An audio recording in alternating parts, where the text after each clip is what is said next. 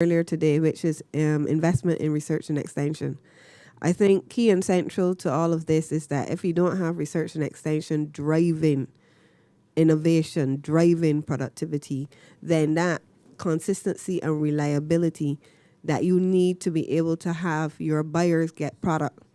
If we don't start to invest in that private sector investment in research and extension, then that is going to be critical. So my question to you is, in terms of investment, we haven't really talked about, and in your presentation, you haven't talked about that investment in R&E. And I don't know if we really understand the emphasis of it, because what we see and we look at countries like the USA, total factor productivity is 20 to 60% as a result of, um, 20 to 60% return on investment in once we invest in research and extension. And in particular, what you've seen over the last 60 or so years as a result of research and extension is that you've seen an increase in productivity, 76%, and a reduction in 26% of land. So the question is, how can we get that kind of investment? Because without that, the farmers can't perform at their best, and then the buyers can't get the consistency, reliability, and the quality. Thank you. You would take a shot at that as well afterwards. So I'm smiling because my PhD work was on measuring total factor productivity between the US and Canada. And you're absolutely correct. It is the key driver of competitiveness. We subsequently, with Dr. Chesney, did a lot of work on total factor productivity in several sectors in the Caribbean. So what we didn't discuss today, because I want to do it in another session, is the policies that we need to put in place to enable, right, the expenditure by the private sector in research and development and extension in many instances. And I think that's absolutely important in terms of innovation. You've hit the right numbers.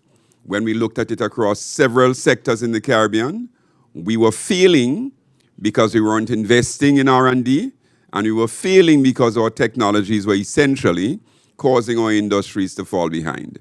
So that is key. There's nothing more to be said. We can, in fact, continue the discussion, but it's a key driver of what we do in the private sector. So having worked with a large conglomerate in the region, every subsidiary has to identify a percentage of its budget every year for two things: R&D and human resource development. Mandatory. R&D and human resource development. So when you see products being spawned, there's a product now called Caribe. It's actually a cider. It was actually acquired from M&E, mergers and acquisitions, from St. Petersburg, by a large brewery in the Eastern in Trinidad.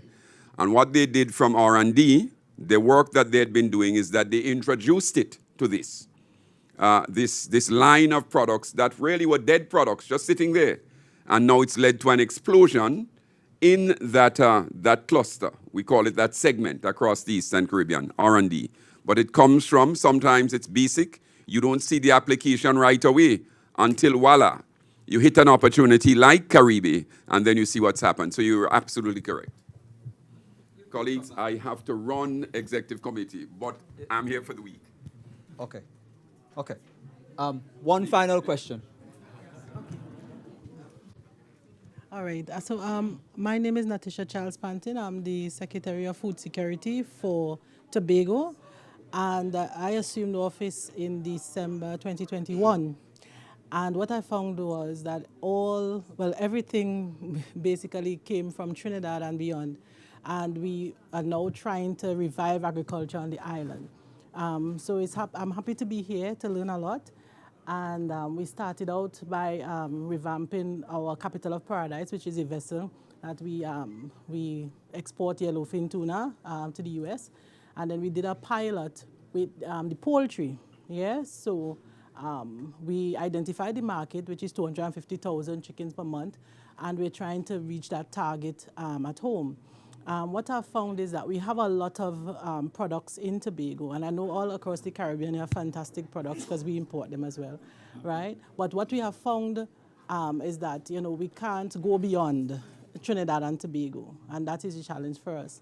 You have issues with customs. Yeah, you have a lot, So it's nice being here, and we would like to, find partners how we can, grow from just being in Tobago and go beyond our borders. That's all. Let me just make one final comment before I leave in relation to a point you made about customs facilitation and the cost of moving our goods. And to make the point that too we have answers for. I will tell you that during COVID, goods were moved that would take 2 days with passing the CARICOM, documents and phytosanitary certificates. Vessels were cleared from St. Vincent to Trinidad with the crew staying on board because they sent the advance forms and clearance certificates before the vessel arrived. And so that technology is there. It was being done effectively. And as soon as COVID ended, that ended as well. Yeah. All right. Thank you. All right. Let me have Darwin respond to Barbados in terms of extension, and then we can open up to some further questions.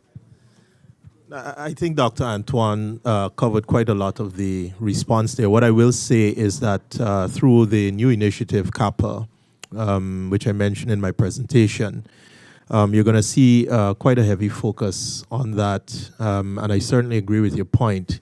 Objective 3 of that initiative is going to focus heavily on extension services, and I think as well we will be working very closely with CARDI on that because the mission does see the importance of research and extension as part of the whole agri value chain. So we can talk a little bit more.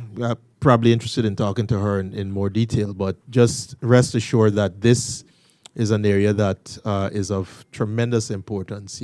Can't underscore it enough, and so we've put funding into supporting that particular area. All right, I got the signal that we need to exit the room for the next session, and we don't want to infringe on their time simply because we've gone over our time. So we apologize that no more questions would be able to be asked. Andrew is here and Darwin is here, so please grab them or reach out to me and I can help arrange some conversations for them. So thank you very much for attending this session.